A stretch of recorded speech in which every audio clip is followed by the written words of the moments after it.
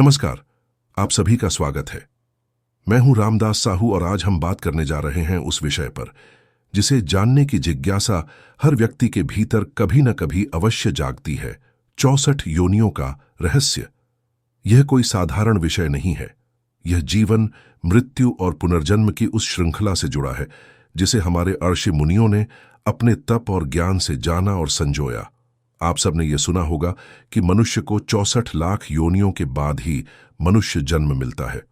लेकिन क्या आपने कभी सोचा है ये योनियां हैं क्या? इनका जन्म कैसे हुआ और क्यों बार बार इन्हीं योनियों में आत्मा भटकती रहती है? आज हम इन्हीं प्रश्नों के उत्तर खोजने की कोशिश करेंगे। तो आइए इस अद्भुत आध्यात्मिक यात्रा पर मेरे साथ चलें। हर आत्मा एक चक्र में बंधी है। ये चक्र है जन्म और मृत्यु का। आत्मा अमर है लेकिन शरीर नहीं। शरीर बार बार बदलता है। कभी वो गाय का होता है, कभी हाथी का, कभी किसी पक्षी का और कभी मनुष्य का। ये जो विविध शरीर मिलते हैं इन्हें ही योनियां कहा गया है।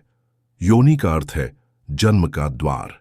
जिस माध्यम से आत्मा एक नए शरीर में प्रवेश करती है वह उसकी योनि होती है। और हमारे शास्त्रों के अनुसार कुल मिलाकर 84 लाख योनियां हैं। इनमें से 64 लाख को ही विशिष्टता दी गई है जिन्हें हम मुख्य योनियां कहते हैं।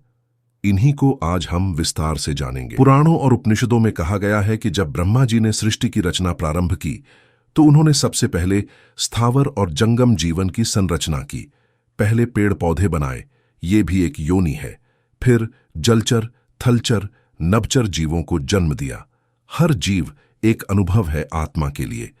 आत्मा इन योनियों के माध्यम से अनुभव प्राप्त करती है। दुख, सुख, भूख, प्यास, भय, प्रेम, क्रोध और सबसे महत्वपूर्ण विकास। हर योनि आत्मा के कर्मों के अनुसार मिलती है। यदि किसी ने क्रूरता दिखाई तो अगले जन्म में वह हिंसक पशु की योनि में जा सकता है। यदि किसी ने मोह माया और भोग में डूबकर जीवन जिया तो वह सूअर या अन्य भोगी जीव के रूप में जन्म लेता है। यदि किसी ने सेवा, तप, ध्यान और विवेक से जीवन जिया तो मनुष्य योनि या देव योनि मिलती है। यहां पर एक गहरा रहस्य है। आत्मा स्वयं इन योनियों को नहीं चुनती। यह चुनाव होता है उसके कर्मों और संस्कारों के आधार पर। कर्म ही है जो आत्मा की दिशा तय करता है। आप पूछेंगे 64 योनियों का जन्म कैसे हुआ? इसका उत्तर छुपा है प्रकृति के पंच तत्वों में, पृथ्वी, जल, अग्नि, वायु और आकाश। जब ब्रह्मा जी ने सृष्टि की रचना की तो उन्होंने इन 5 तत्वों से विभिन्न प्रकार के शरीर बनाए। किसी में पृथ्वी तत्व अधिक, किसी में जल, किसी में अग्नि। और इन शरीरों में आत्मा को प्रवेश दिया अनुभव करने के लिए, सीखने के लिए, बढ़ने के लिए। यही 64 योनियां आत्मा के लिए पाठशालाएं हैं। यहां वह अलग अलग रूपों में जन्म लेकर अपने भीतर छिपे संस्कारों को अनुभव में बदलती है। उदाहरण के लिए बिल्ली की योनि में जन्म लेकर आत्मा सीखती है सतर्कता, चपलता। कुत्ते की योनि में निष्ठा, सेवा और प्रेम। गाय की योनि पवित्रता, ममता और त्याग की शिक्षा देती है।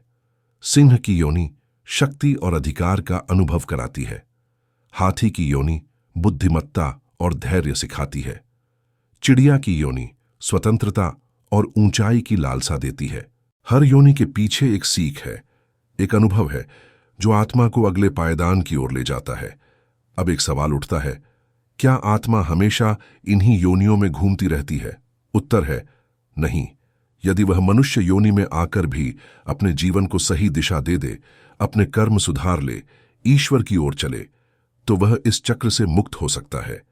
इसे ही कहते हैं मोक्ष। मनुष्य योनि को सबसे महत्वपूर्ण क्यों माना गया? क्योंकि केवल मनुष्य ही वह प्राणी है जिसे विवेक, बुद्धि और आत्मचिंतन की शक्ति प्राप्त है।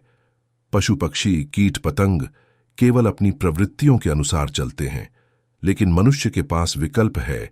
वह प्रेम कर सकता है, त्याग कर सकता है, साधना कर सकता है, ईश्वर को पा सकता है। इसलिए कहा गया है, नर तन दुर्लभ सदा संजोगा, सद्गुरु मिलय न सहज ही लोगा। लेकिन यदि मनुष्य इस दुर्लभ जीवन को भी केवल भोग और मोह में व्यतीत कर दे तो वह फिर से नीचे की योनियों में चला जाता है। फिर वही 84 लाख योनियों का चक्कर। कभी चींटी, कभी सर्प, कभी मछली, कभी बंदर। तो क्या ये चक्र अनंत है? नहीं।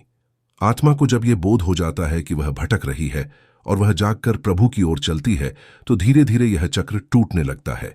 साधना, सेवा और सच्चे संतों का संग, ये तीन चीजें आत्मा को ऊपर उठाते हैं। आपने संत कबीर का यह दोहा जरूर सुना होगा, 84 का चक्कर भया अब न आवै जंतु, कबीरा यह तन जात है ले राम नाम का संत। यानी जो प्रभु नाम लेता है, सेवा करता है, वह इस 84 लाख योनियों के चक्कर से बाहर निकल जाता है। अब बात करते हैं कि 64 योनियां विशेष क्यों हैं।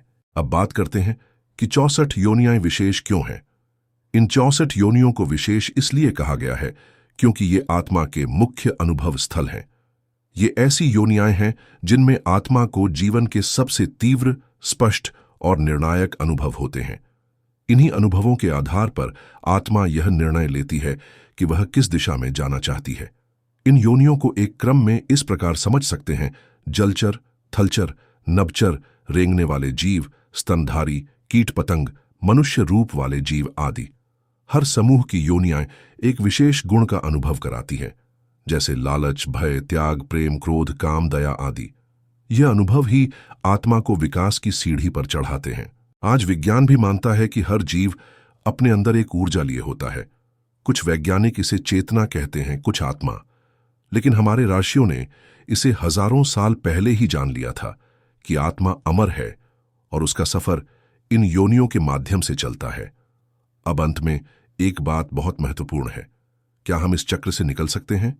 उत्तर है हाँ, लेकिन केवल तब जब हम यह जान लें कि यह जीवन सिर्फ भोग के लिए नहीं है। यह जीवन आत्मा की यात्रा है, परमात्मा की ओर, और इसके लिए चाहिए सत्संग, साधना और सेवा। जब तक आत्मा अनजानी है तब तक वो भ्रम में रहती है, लेकिन जैसे ही उसे बोध होता है वह इस चक्र से मुक्त होने लगती है।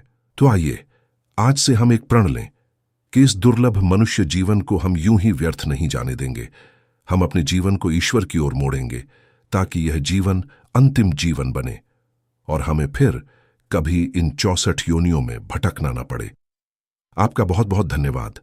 आपने समय दिया, सुना और आत्मा के इस गहन रहस्य को समझने का प्रयास किया। फिर मिलेंगे एक नए विषय, एक नई रहस्यमयी कहानी के साथ। तब तक के लिए नमस्कार, वंदे मातरम।